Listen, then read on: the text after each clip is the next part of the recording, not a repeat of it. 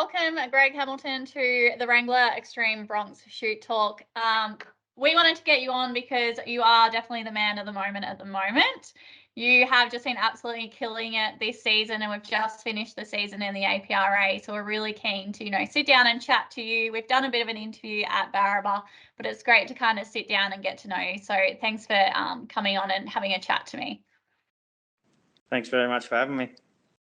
So before we kind of dive into the awesome season you've just finished, I wanted to kind of get to know you a bit more around behind who you are in the arena and, how you grew up and how you got involved in rodeo. Take us through that first memory of, getting involved in rodeo. Well, I guess when I was a little fella, all I wanted to do was play football and cricket and sort of stuff like that. I wasn't too keen on horses at all, but my father and uncles, and they all rodeoed and they did everything sort of thing. My old fella, he done like bull riding, bareback, saddle bronc, steer wrestling, rope, all sorts of stuff. And I guess as I got a bit older, I went sort of mustering and then got on a few horses that had a bit of a hump in the bush and that, and sort of got a bit keener. But I was always a bit sort of, not real keen into rodeo when I was young, I guess. But as I got older, sort of got a bit more. So I know that, bronc riding is really in your blood. Like your grandfather, your father, your uncles, cousins have all rode bronc. So you kind of never, there was never, I guess, the moment where you were going to venture into another event. Is that right? Yeah, I was only just game enough to give the broncs a go, let alone get on a bull or bareback horse. But bronc riding, I used to watch it on TV and like sort of always thought, I'd like to give it a go. And how, when you decided to give it a go, did you feel like you took to it really easy, or how long before you found that, you were quite good at this? I got drilled hard for about 12 months, I reckon. But, I sort of, the first horse I ever got on just threw me and it was like this big blur. And I remember thinking, holy, I was pretty mad. And then I just kept going nearly every weekend, me and my uncle Jamal, as many rodeos as we could. And it took like probably, I guess, 12 months before, like I could stay on a few, but I couldn't spur them or nothing. But it took like a good 12 months before I started moving my feet and sort of getting up to even see what the horse was doing. Yeah, so talk me through that. I mean, 12 months it took, and you needed to keep going down the road to keep getting better. I feel like there's a lot of, second division bronc riders that are coming up through the ranks now who might be experienced that. What kind of made you keep going to get, to the point where you did start getting good at it? And I mean, now look at you. Yeah, well, you'd watch someone spur a bronc, and I just remember thinking, geez, I'd like to be able to do that. That'd be unreal. And then I sort of, when I started, like you get a lot of stages in bronc riding where you get frustrated and you think, oh, this sucks. And if you're good at something else, like you see a lot of fellas that are good at camp drafting or good at something else, they sort of get frustrated and give up right at the time where they nearly come good. And so, like, we just got to keep pressing, like keep powering through that, and it's very frustrating. But once you start getting the hang of it, you're right, sort of thing. Yeah. Now let's talk about the season that you've just finished. I'll kind of rattle off a few wins that you've had this season. You had Barraba Xtreme Bronx, Upper Horton Xtreme Bronx, Mount Isa, equal first in the round at Bowen River Xtreme Bronx, Cunnamulla, Roma, Warwick. And, when I was looking down through those results, if you didn't win it, you were second or you placed. And there were very few rodeos that you didn't place. Do you think in your eyes, I mean, it's easy for me going through those results and seeing it, but do you think you're in career best form now? Yeah, well, it's funny, like you think when you're 21, you think you're in the best like form of your life, but I feel as good now as when I was like younger. And I try to look after myself a little bit more than I did back then, but now I feel I'm riding as good as I ever have. And like it helps drawing good too.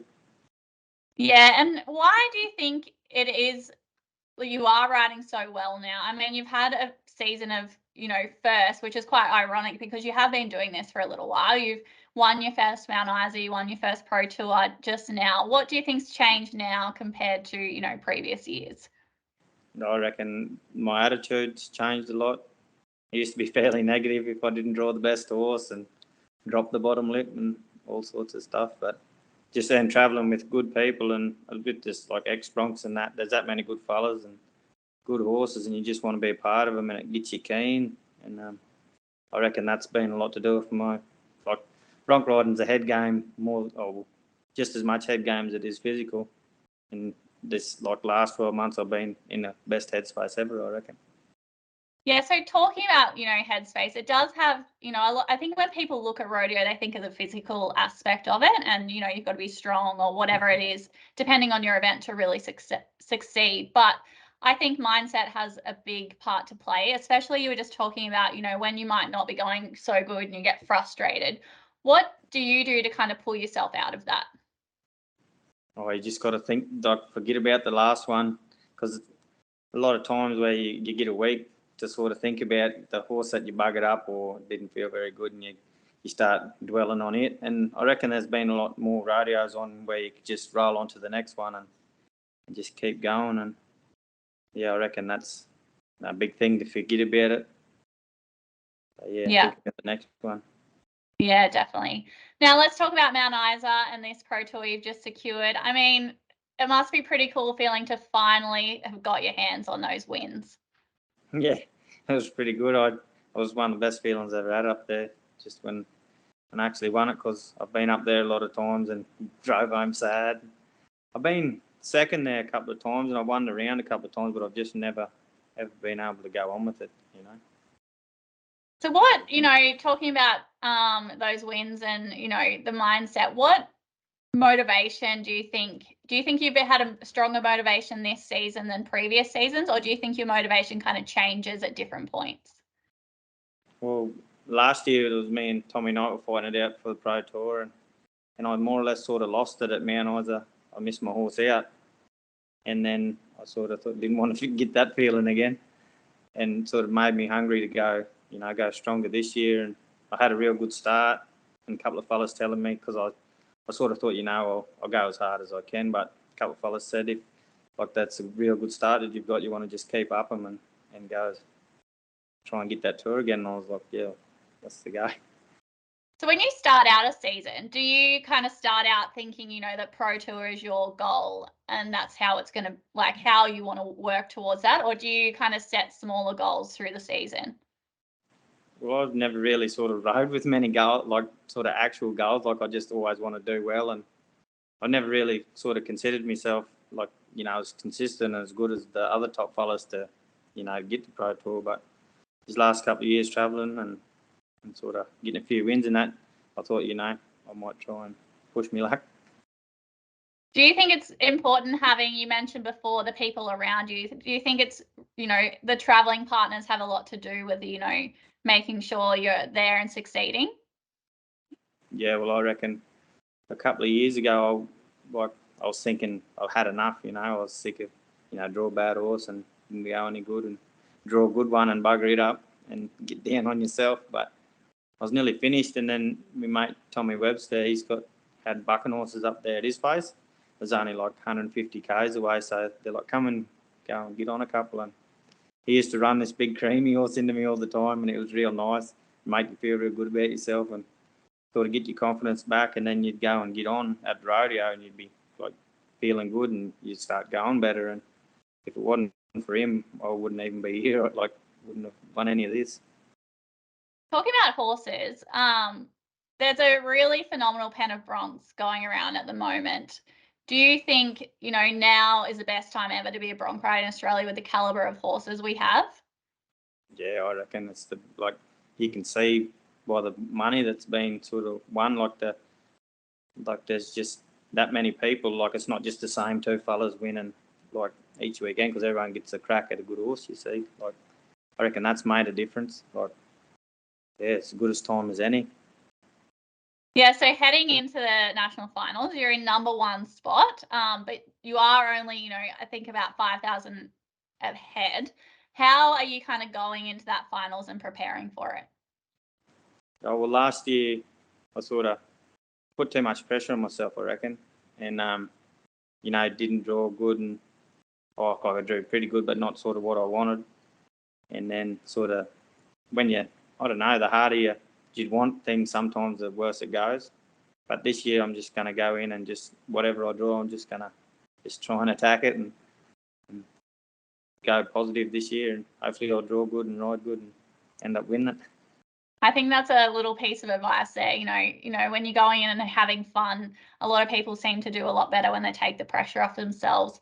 Talking about great advice, have you, heard anything over the past years that kind of kept you going?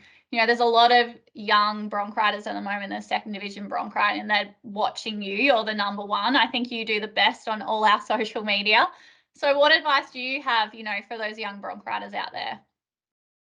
I just think even if you're riding good and everything's going good, if someone offers your advice, like you always sort of got to take it and try it. If it doesn't work, well then you've lost nothing. But never ever think that you know too much, because I've done that at times, and then I've tried it what they've told me, and then it worked, and I had to go up and say, "Oh well, sorry, you were right." I wanted to touch on Xtreme Broncs.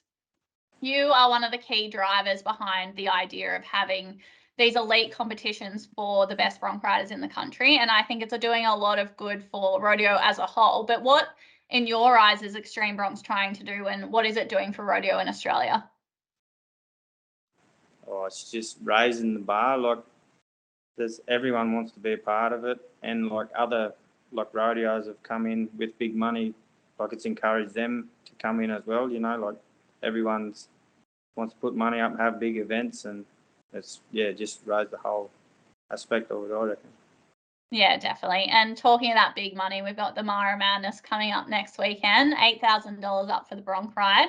What are you looking forward to? I think it's going to be the biggest Xtreme Broncs we've ever had. We're really excited, but I'm keen to hear your thoughts on it. Yeah, it's going to be good. Like, pretty excited to go down there. I've never ever been there before, and I've never even heard of the place before the other weekend.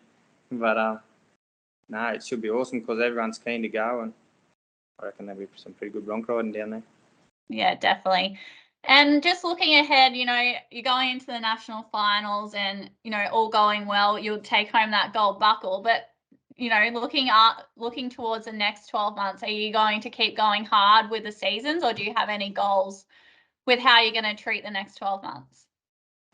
Yeah, I guess if I get that buckle, I suppose I'll be pretty keen to go again and have another go. But I promised Cameron Southern a saddle if I won this title this year, so I don't know how I'll go without a saddle if I win it. But I guess I'll have to buy another one. But yeah, I love that. Trust Cameron to get the saddle out of you. Yeah. Awesome. Well, thanks so much for joining us on Chute Talk today. It's been really good to hear a bit more behind who you are in the arena, and how you grew up, and what keeps you going down the road every weekend. Thanks very much for having me.